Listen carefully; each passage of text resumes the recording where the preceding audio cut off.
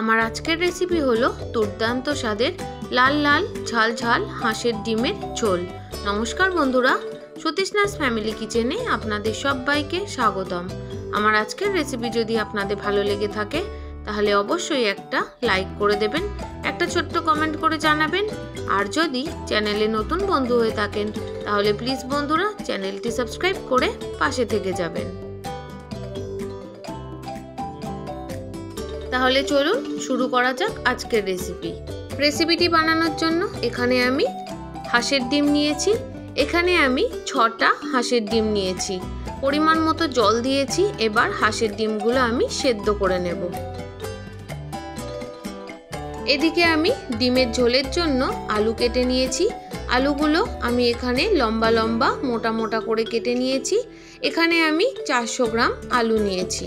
ডিমটা ভালো মতো সেদ্ধ হলে খোসাগুলো ছাড়িয়ে নেব। এদিকে আমি কড়াইতে সাদা তেল গরম করে নিয়েছি। তেলটা খুব ভালো মতো করে গরম হয়ে গেলে সেদ্ধ করে খোসা ছাড়ানো ডিমগুলো দিয়ে দিলাম সামান্য পরিমাণ নুন আর সামান্য পরিমাণ হলুদ। এবার ডিমগুলো খুব ভালো মতো করে লাল লাল করে ভেজে নেব। বন্ধুরা, আমি এখানে রেসিপিটি বানানোর জন্য সাদা তেলের ব্যবহার করেছি। আপনারা চাইলে সাদা তেলের বদলে সর্ষের তেল দিয়েও বানাতে পারেন।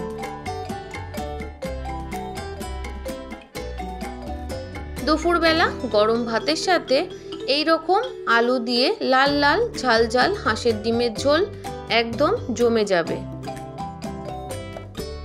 ডিমগুলো আমি একটু বেশি লাল লাল করে ভেজে নেব, তাহলে ডিমগুলো খেতে বেশি ভালো লাগবে। তবে বন্ধুরা, আপনারা চাইলে কিন্তু একটু হালকা করেও ভেজে নিতে পারেন। ডিমগুলো সুন্দর মতো ভেজে নেওয়া হয়ে গেছে।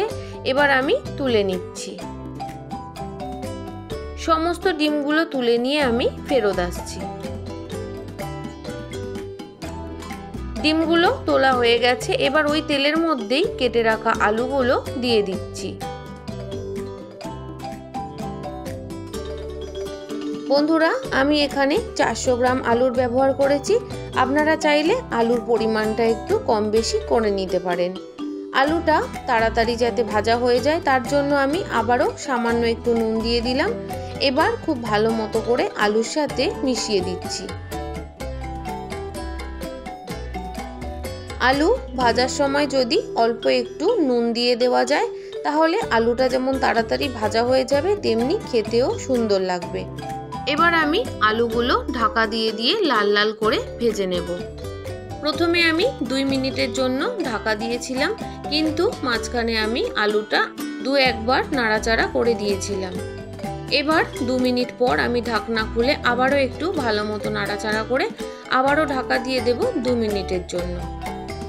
2 মিনিট পর ঢাকনা খুলে গ্যাসের ফ্লেমটা একদম বাড়িয়ে দিয়ে আলুগুলো আর একটু লাল লাল করে ভেজে নেব। এদিকে আলুগুলো ভাজা হতে থাক, আমি আপনাদের দেখিয়ে দিচ্ছি। এখানে আমি একটা বড় সাইজের পেঁয়াজকে কুচি করে নিয়েছি। এদিকে আলুগুলো সুন্দর মতো ভাজা হয়ে গেছে, এমনকি 50% পর্যন্ত আলুটা সেদ্ধ হয়ে গেছে। এবার আলুগুলো আমি তুলে নিচ্ছি।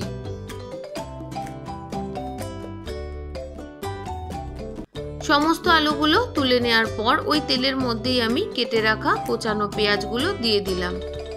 এবার পেঁয়াজগুলো আমি একটু ভালো মতো নাড়াচাড়া করে দিচ্ছি। গ্যাসের ফ্লেমটা আমি মিডিয়ামে করে দিলাম। এবার পেঁয়াজটা সুন্দর মতো করে ভেজে নেব।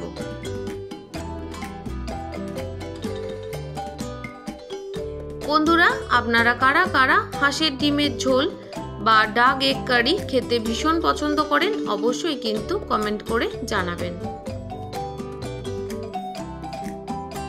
আমি আপনাদের খুব সহজ পদ্ধতিতে হালকা পাতলা আলু দিয়ে হাঁসের ডিমের ঝোল বানিয়ে দেখাবো। পেঁয়াজের রংটা অনেকটাই চেঞ্জ হয়ে গেছে ভাজতে ভাজতে।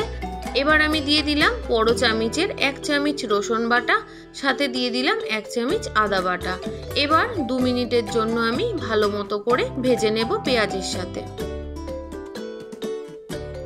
যে সকল বন্ধুরা প্রত্যেক দিন আমার ভিডিওর সাথে সম্পূর্ণভাবে জুড়ে থাকেন তাদের সবাইকে জানাই অনেক অনেক শুভেচ্ছা, অনেক ভালোবাসা। আর যে সকল বন্ধুরা আজ আমার চ্যানেলে প্রথম এসেছেন, প্লিজ বন্ধুরা রেসিপিটি ভালো লাগলে অবশ্যই কিন্তু সাবস্ক্রাইব করে পাশে থেকে যাবেন।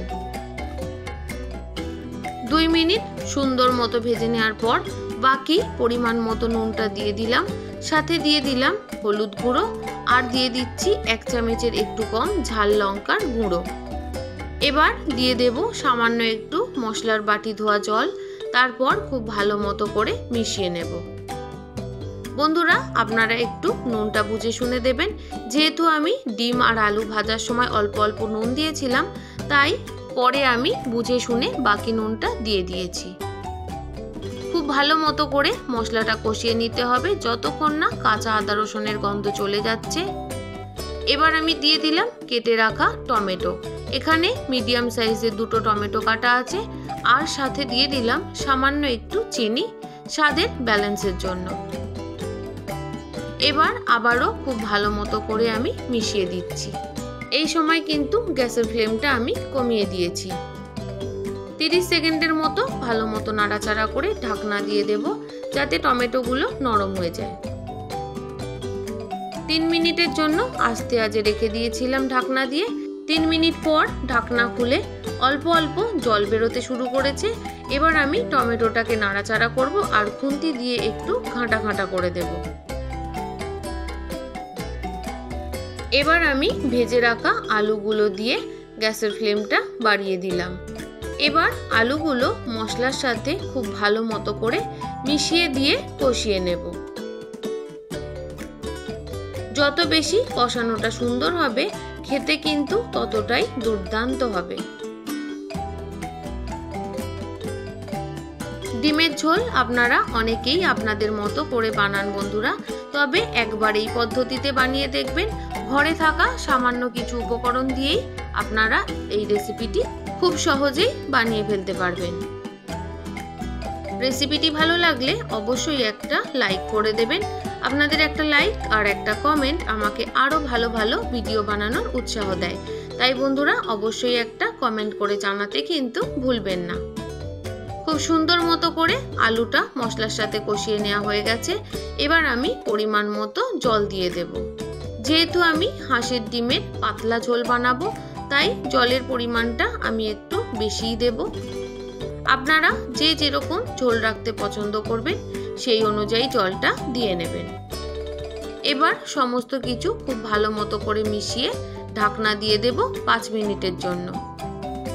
5 মিনিট পর ঢাকনা খুলে আমি আবারও একটু নাড়াচাড়া করে দেব। বন্ধুরা মিডিয়াম আঁচে আমি 5 মিনিট ঢাকা দিয়ে রেখেছিলাম, এতে আলুটা 80% পর্যন্ত সেদ্ধ হয়ে গেছে। এবার আমি একটু নাড়াচাড়া করে দেওয়ার পর ভেজে রাখা ডিমগুলো দিয়ে দিলাম। এবার আবারও একটু নাড়াচাড়া করে দিচ্ছি, সাথে গ্যাসের ফ্লেমটা আমি কিন্তু একদম হাইতে করে দিয়েছি। এবার ঢাকা দিয়ে আবারও 5 মিনিট আমি সেদ্ধ করে নেব। প্রথম 2 মিনিট আস্তে আঁচে, পরের 3 মিনিট জোর আঁচে ভালো মতো করে ফুটিয়ে নেওয়ার পর ঢাকনা খুলে দিয়ে দিলাম 1/2 চামচের মতো গরম মশলার গুঁড়ো। তারপর আবারও আমি একটু মিশিয়ে দিচ্ছি। বন্ধুরা আপনারা দেখেই বুঝতে পারছেন যে হাঁসের ডিমের ঝোলটা কতটা লোভনীয় দেখতে হয়েছে, খেতেও কিন্তু দুর্দান্ত হয়েছিল। গরম মশলা দেওয়ার পর আমি আবারও 1 মিনিটের জন্য ঢাকা দিয়ে দেব, যাতে সমস্ত তরকারিটাই গরম মশলার গন্ধটা সুন্দরভাবে মিশে যায়। 1 মিনিট পর ঢাকনা খুলে আমি আবারও একটু নাড়াচাড়া করে নিয়ে নামিয়ে নেব। তাহলে বন্ধুরা আমার সাথে এতক্ষণ ধৈর্য ধরে থাকার জন্য আপনাদের সবাইকে অসংখ্য অসংখ্য ধন্যবাদ। আপনারা সবাই ভালো থাকবেন, সুস্থ থাকবেন। রেসিপিটি যদি খুব বেশি ভালো লাগে অবশ্যই নতুন বন্ধুদের সাথে শেয়ার করে দেবেন। তাহলে কাল আবারও একটা নতুন রেসিপির সাথে চলে আসছি।